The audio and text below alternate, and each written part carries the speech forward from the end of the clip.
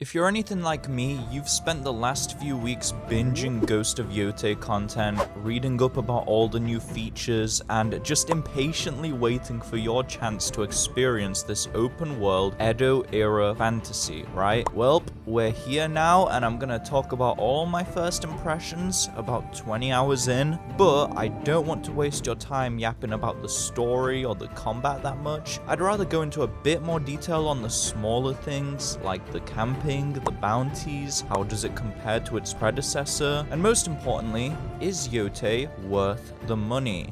You might be surprised by what I have to say. The core concept of Yotei makes it a very different experience from Tsushima. Atsu is sort of a traveling mercenary, not an honorable samurai like Jin Sakai, and that difference changes a lot about the gameplay. Her life is rougher, so camping becomes a major part of the gameplay loop.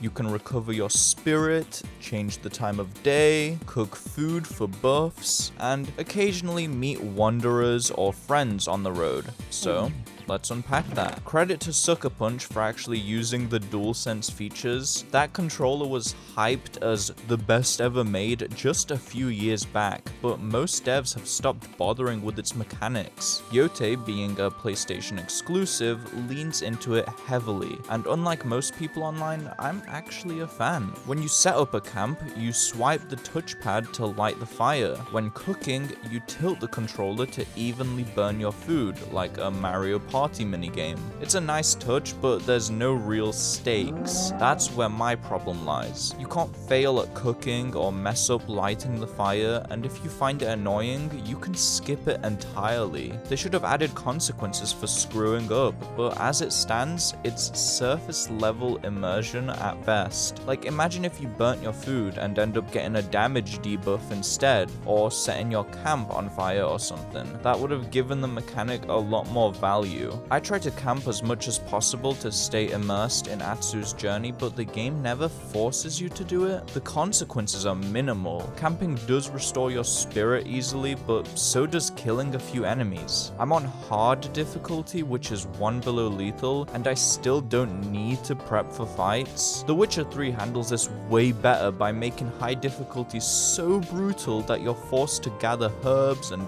brew potions just to survive a single enemy encounter.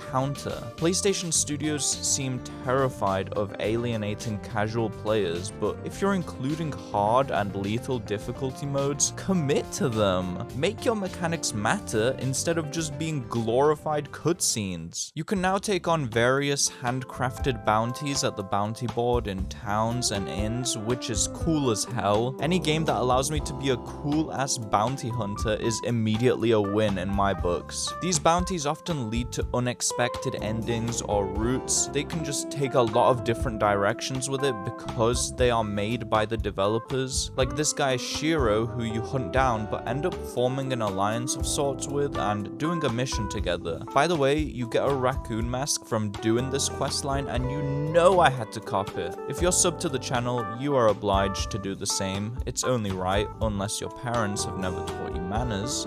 So yeah, the bounties themselves are great. They're well written, often take unexpected turns, and feel rewarding to complete. I think this is the best type of contract mission in a game, because compare this to the bounties in AC Shadows and how there it's just randomly generated NPCs you're told to assassinate. The quality is night and day. Let's talk a little bit about our charming protagonist. I was hoping that since Atsu is out for blood and known across the land as the Onryo, she'd be maybe more morally grey. While she's no hero, Sucker Punch still played it really safe. She's a good person in pursuit of revenge. Some quests would have really benefited from player choice or darker outcomes, but Atsu never crosses that line. We need more games where the protagonist is morally questionable or even outright evil. I'm burnt out on predictable AAA writing, and I'm guessing you are too. This is really nitpicky, but it's just something I've been noticing in these big budget titles with shareholders behind them for a while. I've been seeing a lot of praise for the world design, and I do have to agree, it is quite an achievement. Riding through big open plains feels like a scene out of a movie. I love the addition of speeding up your horse by riding through certain flowers or water. Traversal is now like a minigame in and of itself. Mount Yotei is obviously the big highlight of the map, it's standing formidably overlooking the island. Sucker Punch know how gorgeous their game is, and they constantly flaunt that by putting you in these situations where you're riding through those fields or fighting a boss in a gorgeous arena. I need more developers to be confident in their work like that. I feel like they rarely ever try to show off, and that's what we need more of, man. Video games are works of art, and they need to be appreciated for their visuals. The world itself has so much content out there, it's a lot more dense than Tsushima, but I'm wondering, is that a good thing? The point of this world is to get lost within it and constantly face distractions, but I'd argue that there's a little bit too much. One quick glance on the horizon and you can spot so much campfire smoke indicating some sort of event. My journeys are constantly interrupted by either wolves, foxes, or those stupid birds that cannot fly in a straight line for shit. I want this game to give me that feeling of solitude, of being alone on the road, but there's so much stuff to do that I can rarely ever get some time to just enjoy the scenery. Like, it's absurd. You'll have the mythic tail guy on one side of the road, a wolf den on the other, a fortress nearby, and this dickhead in the sky. Get me in the studio with bars like those. God damn.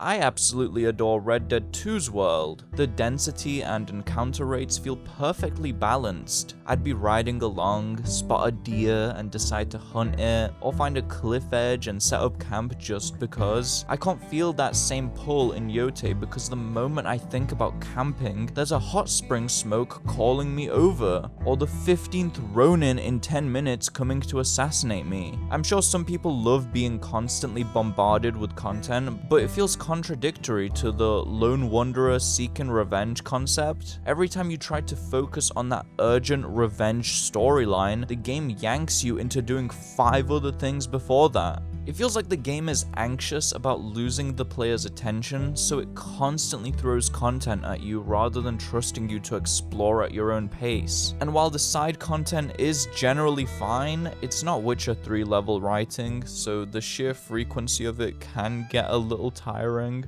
Maybe it's just a matter of me getting used to this new world and way of doing things. Tsushima was less dense, and maybe I just have a nostalgic appreciation for that, I don't know. Another thing I miss from Tsushima are the random NPCs in the world you'd stumble upon that would have some sort of problem. The fake samurai, hunting evil spirits in the woods, random encounters that made exploration feel organic and the world more populated. After tens of hours in Yotei, I have found some of these, but it definitely feels more rare than before. The mythic tales are still there, but outside of those, most of my active quests come from these hub areas. The inns, bounty boards, shopkeepers. The world feels less alive because of it. It kind of feels like an MMO where all the action and cool shit happens in these designated zones, and the wilderness in between is just filled with collectibles and that kind of stuff. Wolf dens, fox shrines. I mean, they're not technically collectibles as they improve your character, but you know what I mean. This video was originally going to take a very different approach because for the first 10 or so hours of gameplay, I was ready to call Yotei's main story below average. To clarify, I loved Tsushima's story, as basic as it is, because it tackled such an interesting dynamic between Jin and his uncle Shimura. Yotei's intro is slow and boring, and I haven't changed my mind on that. The flashback missions teaching you about Atsu's childhood are tedious, and the writing feels two-dimensional. Call me heartless, but I couldn't give a shit about her parents or their deaths. None of it landed for me. The first sign the story was getting interesting was when, spoiler alert, Atsu's brother Jubei is revealed to be alive and working as a samurai lord. Yeah, this dynamic shares extremely close resemblance with Tsushima's, but watching these two work together for different reasons, constantly arguing and conflicting, actually really hooked me. The real turning point for me was infiltrating the Oni fortress. You get to see firsthand what the Yotei 6 have become since killing Atsu's parents. The Oni went from wearing rags to now sporting this massive, expensive armor. The mission sets you up to think Atsu's going to kill him by the end, but then they have to escape after realizing the Oni was one step ahead the entire time. That's when it clicked for me. I haven't even scratched the surface of this story yet. There's a lot more interrogating I have to do, more shrines to pray at, get my health up, improve my weapons, and learn more techniques. While I have my gripes with Yotei, and I'm still not sure which entry I prefer, it's a great game and a loyal sequel. I'm not mad at how it turned out, but I guess my expectations were slightly different. I thought the world would let me breathe a bit more, that being a solo wanderer would actually feel lonely. I'm also disappointed by how safe a lot of the writing has been. I'm hoping Atsu's story gets a lot more morally grey and conflicting as it goes on, but the gameplay, the visuals, really good shit. It's just as satisfying to play as the first one, if not more. And as I said before, the visuals and region diversity is great, and the game knows it. I love how much attention to detail they put into this game. Like, there's an idle animation you can sometimes get where a little bird lands on your hand, which is convenient because I was just looking for something to cook on the fire. Obviously, I'm nowhere near done with the game, so do expect some follow-up videos in the coming weeks. If you are interested in that, consider subscribing, and make sure to let me know your thoughts. Are you enjoying Yotei? How does it compare to Tsushima for you? Thank you for patiently sitting through my drunken rant, and see you.